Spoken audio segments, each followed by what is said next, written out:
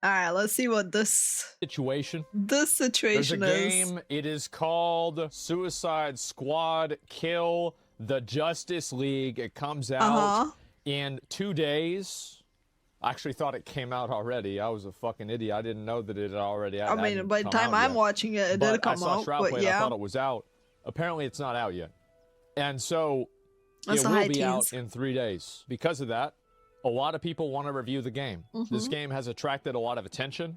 It's attracted a lot of controversy, and it's attracted a lot of conversation. It's funny because I didn't care about it at all. IGN, who gave one of the more negative review-skewing reviews in Suicide Squad Kill the Justice League, has been told they will not be getting codes to review the game at all. Unfortunately. This is what, this is, I guess, a guy that was talking about, he works at IGN, he's talking about games. And we won't have our review of Suicide Squad Kill the Justice League at launch, as review codes have not been sent ahead of time. In fact, Warner Brothers has declined to send IGN codes at all. We'll get the fact that they released a statement on it as well. Damn. Thank you for your patience. I know that everybody is spamming W because you think games journalism is a joke. I don't think that is a W, though. You know what is an even bigger joke? Access journalism. And that's what this is. I agree with Asmon. There's not a W. Bullshit. It's not a win at all. What the fuck are we talking about? That this is a good thing, that people that provide negative reviews for games aren't getting the copy to review the game. Think about how fucking bad that is. It is absolutely terrible. It's censorship, and it's happening. It happens already a lot in the industry. Like, a lot of creators are afraid to speak up. They can't share their actual opinion or thoughts. You are being told that if you don't have anything positive to say, don't say anything at all, right? Like, there is a huge stigma, and hell, there are games that can even ban you. No, they're not. I think they can ban you from Twitch, from streaming their game. I would understand if they're just completely misrepresenting they can just do and lying about things. But I saw what they said about the game, and I thought that it was fair. A lot of people did. You want to go? Yeah, it's been happening for a long time. It was very reasonable. And I even said this. Listen, I want to make sure that I'm very consistent with this. It's a form of censorship. Well, the worst part about this form of censorship, agree to disagree, they were not fair. Do you see the problem? Okay, so let's assume that you're right. Let's assume you're right. I don't think they're seeing the problem. What's fair? Well, obviously the people that are making the game, right? Okay, sure. So have you guys ever had like a situation whenever you were in a WoW guild and 2 people get invited in as a package deal, and then they say, oh, well, we're okay if one of us doesn't make the trial as long as we get a fair chance. And then anytime that one of them doesn't make the trial, they never believe that they had a fair chance. Because this is in the eye of the person who's receiving the feedback. So, of course, people that are making a video game think that negative criticism of the video game is going to be more likely to be unfair. Yeah. So I don't like this idea. And I think that this paradigm is wrong. Absolutely. They're fair, but they go easy on bigger games. Warner Brothers just thinks it's too hard because it's going to be a shitty modern game. It's a red flag from publishers. Why wouldn't you want someone to review your game unless you already know that it's bad, and the review will get people to avoid the game? That is exactly fucking right. And I find it to be so disappointing. And I understand, guys, because there has been 10 years it is a red flag, honestly, that games journalists have created. By the way, they have created this animosity. They deserve this animosity, but they do not deserve this outcome, and neither do you. Because this is bad for you. I don't think they created animosity, honestly. When people are providing reviews, knowing that if they provide a negative review, they will be less likely to get a copy of the next game. That's why it's bad. And so for it can every be blacklisted, shitty, stupid, fucking SJW, woke, garbage, like Square Enix doesn't care about black people article that Kotaku writes, I can roll my eyes, I can laugh at it, I can call it. I like the Kotaku mention there. But fucking stupid, but they still deserve their review copy, just like everybody else does. Yeah. Because if you start giving people review copies and not giving other people review copies because of your subjective judgment, on who is providing what you believe to be accurate feedback. You get very biased and skewed journalism. Honestly, that tells every journalist you're gonna have. It is in my best interest to provide a distorted outlook on this video game. Yeah, you're gonna have very biased journalism with this type of behavior. It's called access journalism. And sadly, it's a thing. It existed before video games. Yeah. And it was bad then, and it's bad now. And I'm very disappointed, but I completely understand why people are being negative about this. Seeing it happen more and more, it is a sad reality. And it's a thing that sadly just keeps on happening, and like you have to. Path. Yes, it is. You have to tread a fine line of how negative can you be, or how diplomatic you have to be, right? Like it skirts that line of like, if you don't have anything good to say, don't say anything at all about it, right? So when things get omitted out of reviews or they're not focused on, you can kind of tell, if you know what you're looking for, that area is lacking or that person didn't like that. People are allowed to shout bullshit from the rooftop, but the truth will eventually shut them up, right? Well, yes, unfortunately, right? To be honest, I'm not a review person either. Kotaku deserves one thing only: bankruptcy. A lot of people do Kotaku should go look out of at business, reviews. That's totally fair. I think Kotaku writes needlessly inflammatory articles all the time. And I'm sure people at Kotaku think that I make needlessly inflammatory videos all the time. And that's their right to think, as well it's my right to think. Kotaku videos, honestly, articles are super funny. And if they're people like find value in what comedic Kotaku relief. is providing, pretty trash, they but don't funny. deserve to go bankrupt, because that's the way a free market works, and isn't that a beautiful fucking thing? Imagine the opposite. Why does access journalism matter in a free market? Imagine having the right to state your opinion no matter how shitty your opinion is. Yeah, we couldn't have that. That would actually mean things are working all right. Shouldn't it correct itself if it doesn't people really care? happen in this industry. Shouldn't it correct itself if people cared? I think in the long term you can make an argument that I can't prove to be wrong. But in the short term, and even in the medium term, I think that it's very bad. Like, generally, these things, these eras of access journalism come to an end. But the time in which they exist is bad. Does that make sense? They come to an end, he says, when if they're only literally the positive, in it paints full an inaccurate picture of the game. glow. It does. It definitely does. But I think that what he's saying is that by painting an inaccurate picture of the game, they're just getting worse and worse, eventually and people more will catch on to that in your then face. Lose interest in that type of journalism, and then what do you call it? And then stop consuming it. It's not pronounced enough of an issue for it to be honestly happening on a like. major...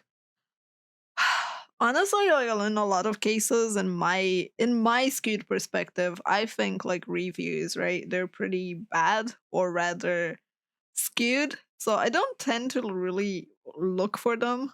Sorry, I have a cat just keeps walking in front of me. I don't tend to listen to reviews or seek them out because I feel like the person is biased in the first place or was paid to write it, right? Even if their opinion is genuine, I'm less inclined to listen to someone that's sponsored to do that rather than someone that just wants to do it because they believe in the product that much. Measurable scale. So I'm kind of like biased in that regard. I want to make sure I point it out. And so because of this, I want to talk a little bit about this. Because of this, I will be playing Suicide Squad Kill the Justice League on release. Of course you are. I will be providing a fair review. A fair review. For better or for worse. Of course you are, Asmongold. Of course. You will know and see the truth. Honest feedback, that's right. Can you cosplay the Joker, though? Some people, according to Twitter, think that I already am. Oh! Ah, touche. Ah. Touche. But yeah, like, Honestly, when it comes to reviews, Inu, because you raise a good point. Someone else's opinion, not yours or anyone else's, it's a person's opinion, right? Yes, it is a person's opinion, but if you know the writer, if you know the content creator, if you know the person that is doing it, and you share the same values, right? Like you agree with most of their reviews, or you agree with most of their points in other things, you're more likely to also seek out their opinion or review in this scenario, right? It's kind of like having that one friend that really gives you all the banger music, right? You're gonna trust them when they recommend you an album because everything that they've given you was to your liking. It's kind of the same thing for reviewers. Anytime that a game does this, it's more like I will review the game. If you consume that type of content, that's how you kind of end up. What if I play the game and it's good? Being in its loop. I hope it's good. I hope it's not good. Hoping that for was a bad game. long-lived. I hear it's pretty trash. Everything that I've seen makes me think that it's bad. But I hope that it is good. In the same way that I hoped that A Day Before is good. In the same way that I hoped that, you know. Then again, I honestly didn't hear jack shit about it. But I hope that it'd be good too. Right? So, like, yeah. I don't see anyone streaming it either, so. So that's what I'm going to do. It couldn't have gone well, bullshit right? content creators thrive off of thrashing stuff? Actually, let me check. Steam. Let's go. Steam. What the hell is it called? Suicide Squad. 70 euros! Freaking kill me. Very positive with 3.5k reviews only. It came out 9 days ago. Deluxe edition, 100 euros. Oh boy. The game becomes repetitive. I can't play solo due to a bug. Only can play with others. Not worth the hassle. Just play another game. So many negative reviews in there. But overall, it's like pretty positive. However, it seems to not really be popular. Probably because we got Palworld very cheaply, and this game wants 100 freaking buckaroos. Yes, you're right. Oof. And I could have thrived off of thrashing a lot of games, and I chose not to, such as the overpriced Prince of Persia game in the eyes of the market. I did not. Same as The Day Before it came out. I actually defended the game because I thought people were being unfair. I love trashing games, and I also love glazing games that are great.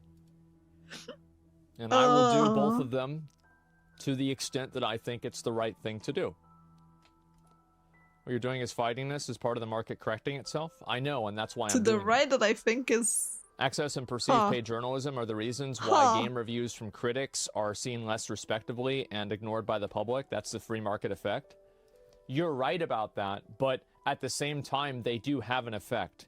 If they didn't have an effect, then people wouldn't be doing them.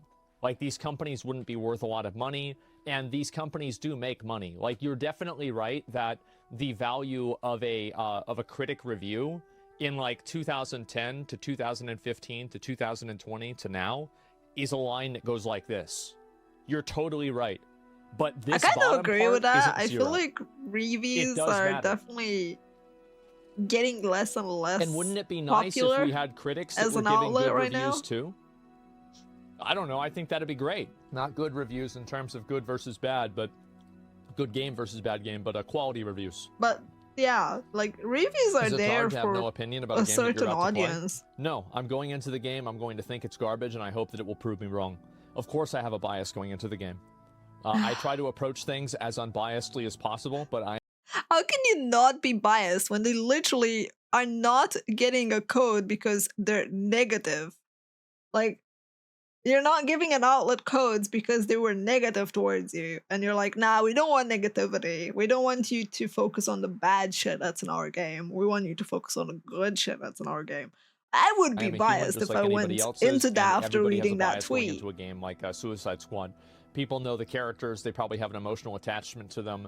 There's no real data. They didn't like Batman. They like Marvel more. What you mean everybody's going to have an opinion. on how and so, influential my job really is to are? try to overcome that, to provide something objective rather than to just provide something objective. I mean, clearly those companies are going strong, so you course, at least have the right. financial 100%. perspective of it. Yes. So, Skill Up did a fair review of the game. But anyway, yeah, I saw this. Like, one thing to consider is the fact that you have an entire generation that was trained on going for game reviews. Like, you have the generation that went from having magazines with reviews in the bloody magazine, right? Like, you went to the store to buy your copy to get reviews of games and notice stuff like that, right? To having it online at your disposal. That entire generation, a lot of people are still going to follow through with it because they've been doing it for so long. It's become a habit, it's become a thing, it's become a tradition at this point. This is a guy that tweeted out, and Destin, this guy said he's right, no one is, and it says you're not entitled to being sent a code, and he's right. He's right. But to send out no codes at all or be selective with them should certainly send a message to customers. Yes, exactly. Like Warner Brother are entirely one. You're not entitled to being sent a code. I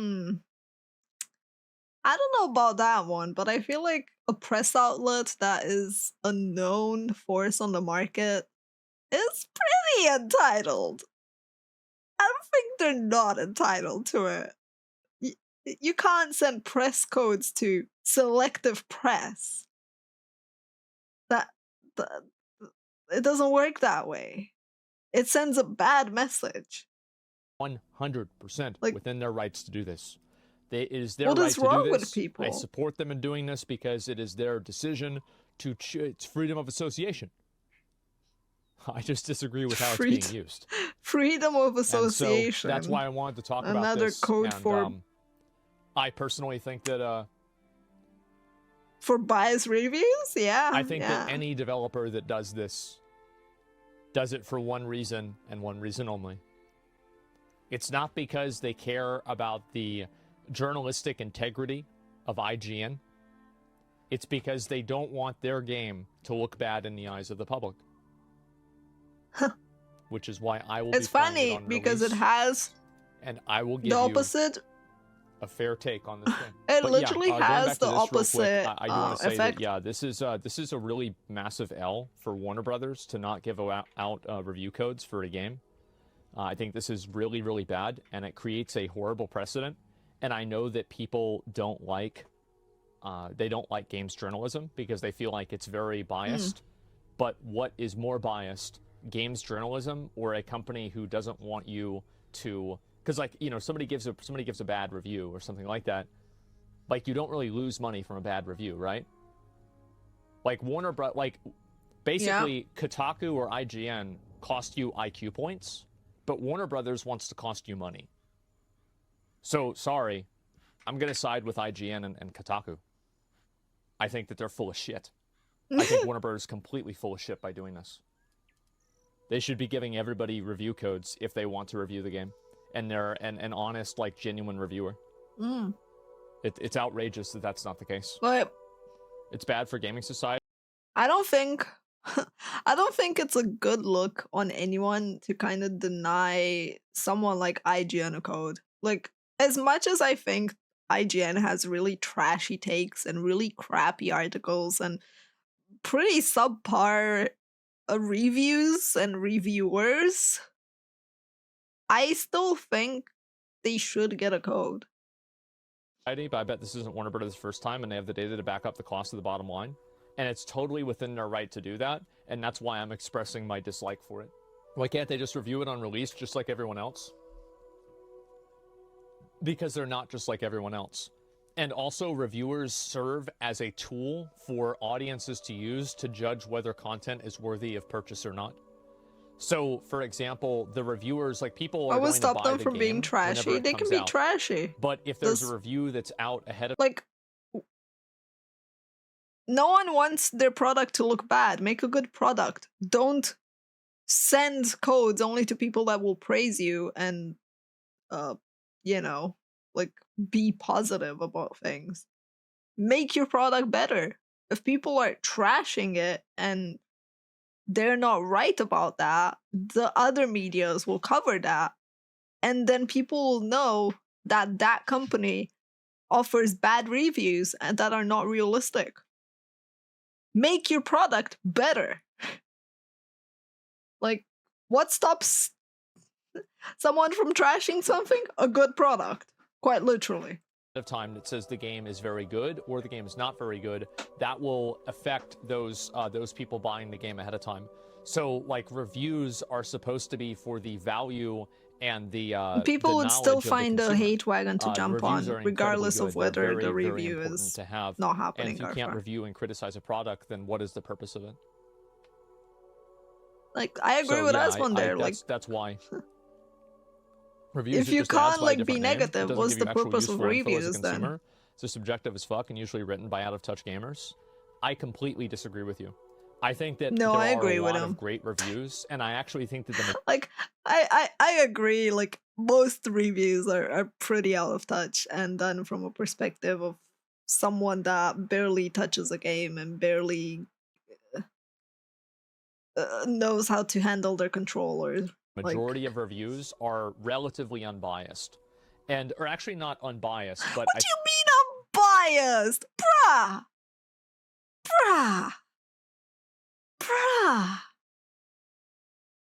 Unbiased? I have not seen a reviewer be able to freaking string along 2 sentences without putting their bias first foot forward. I think that they're relatively accurate. And also, I think that you shouldn't really take a review as a gold standard by the nature of it being a review. I think that you should take a review as a gold standard by the nature of who it is and how much you identify with their values. Like, for example, for me, who do I listen to for reviews? Well, Force Gaming. Because he plays also, I'm pretty sure he didn't stream it, Excellion, because you were asking. Fucking duh, right? I mean, I'm gonna look for people that provide that look for the same content that I do, and then I'm going to basically follow them. See, this is what I mean, sense, isn't it? Like, this is what I mean. The thing that I was saying earlier is, like, people are going to pretty much follow the people that agree with them, right? Like, that share that opinion, so you can validate your opinion. Lazy Peon? Yeah, Lazy Peon is great for MMOs, exactly. Why do you use a moral argument for IGN journalists, but against artists and AI matter? Moral argument? It's not a moral argument. You might need to refresh It's a functional argument that will create a negative outcome for a consumer. That's why. So, like, this will have, like, a direct negative functional impact on the consumer. Yeah, this isn't really a moral argument in a way. And I think that it's actively harmful to the end consumer. You know, this is kind of like a blessing in disguise type thing. I do agree with Asmon. It is bad for the consumer, but at the same time, it is good for the consumer, because the fact that you can't, like, outlets that you used to watch are not giving a review, that's a telling sign that there's something wrong. And also the fact that you cannot trust reviews to make the judgment for you. Like, I feel like way too many people are focused on reviews and whether or not people have a good opinion on the product before they go for a product. I've been told a lot of times, like, oh my god, you're watching this movie. It's not an 8+ on IMDb. Why are you watching it? You're wasting your time. It's not a good thing because, like, it had, like, negative score. Oh my god, you're watching this and it doesn't have a huge score on the anime list. And oh my god, this game has mixed reviews. Why are you playing it? And perhaps the fact that there is this gatekeeping that people should totally make known, right? Like, they should say, hey, I'm not being allowed to review this and give my fair opinion. Perhaps then people will be less willing to trust reviews. However, I don't think that people are going to go that far Because at the end of the day, people just want someone to validate their opinion, and they will find that either in a reviewer, like a website that reviews it, or in a video or content creator or a TikTok. They're gonna find something to validate their opinion. They don't particularly care who is the person validating their opinion. And that's the sad reality of it. I don't think as a consumer you're necessarily affected. I don't think people's eyes are opening to the fact that reviews are already skewed, right? Because you can't be overly negative about stuff. And also, by the way, I've shit on plenty of games that use that like copy things directly. Like I've even shit on Pal World. I've even said like, yeah, I think that Nintendo might have a case, right? So whenever I was talking about the AI thing, I was talking about how customers will respond to something. Whereas like, I don't necessarily think something is right or wrong based off of whether customers will respond to it or not. But I think that knowing whether customers will respond to this or not is important to ground yourself in reality. Does that make sense? So like you can acknowledge that, like for example, like I was talking about the what do you call it? The translators and the localization yesterday. And I said at the end of it, right? I was like, I don't think that this is going to make a difference, right? Like me making this video isn't really going to matter, right? But like, I still want to talk about it because fuck, I mean, It's kind of funny that someone as influential as Asmongold knows that his take and his perspective don't really matter on it. And at the end of the day, it makes absolutely no difference in the industry. And we're talking about someone that is a top creator, right? This is what my opinion is. Kind of my point so, like, from earlier, I can share my right? opinion about something, but simultaneously know that this opinion probably will not be some actionable thing that will change the world. So, like, I act in accordance with what I believe to be the right thing to do, at least to the extent that I feel like I want to. But that doesn't mean that I know that, like, I have some expectation that what I do is going to have an effect beyond myself. Does that make sense? Do you think that this will matter? Like, some noticeable amount of people will not buy the game early? No, but I think that it will create a negative feedback loop that will be unhealthy for customers, and it'll be unhealthy for the industry. Honestly, I don't agree with his last perspective there, because I don't think it's going to be something unhealthy simply because it's been happening for 20 years and no one gave a flying fuck. But, you know, like, people just want their opinion validated. If IGN is not going to be able to provide that, if whatever game review doesn't provide that, if they can't hate on it, they will find a way to hate on it, and they will find something to rally against, like rally behind, right? IGN giving negative reviews and being what people wanted, right? Affecting the sales potentially, and that's why like they don't want to give a key to them. I mean, it's like, if it's not them, it's going to be someone else. And at the end of the day, it's just a case of like who profits out of it, who profits the most out of it. To me, for example, refusing to give a key to a press member, right, is a red flag in itself. Like, I just wouldn't play the game unless I had like vague interest or it was very popular. But as someone that's not a content creator, right, I would look at that and be like, huh, interesting that you don't want anything negative. Do you have anything to hide? Oh. But yeah, overall, this is really shitty. It's really shitty to do. Like, I hate this whole you should always be positive, just keep your comments to yourself, don't share your opinion, don't share how you truly feel, don't, like, you need to tiptoe and walk on glass around companies. I hate it, and it's something that's been happening in the industry for a long time, and quite frankly, it's disheartening, because especially as a content creator, right, you're pretty much tied to that. You're forced to to kind of like navigate these waters. Like, this might not be huge for IGN, right? They got a lot of press out of it at the end of the day. More so than they probably would have gotten by reviewing Suicide Squad. um, but this affects more than just IGN. This affects other creators as well. Anyway, what are your thoughts on that?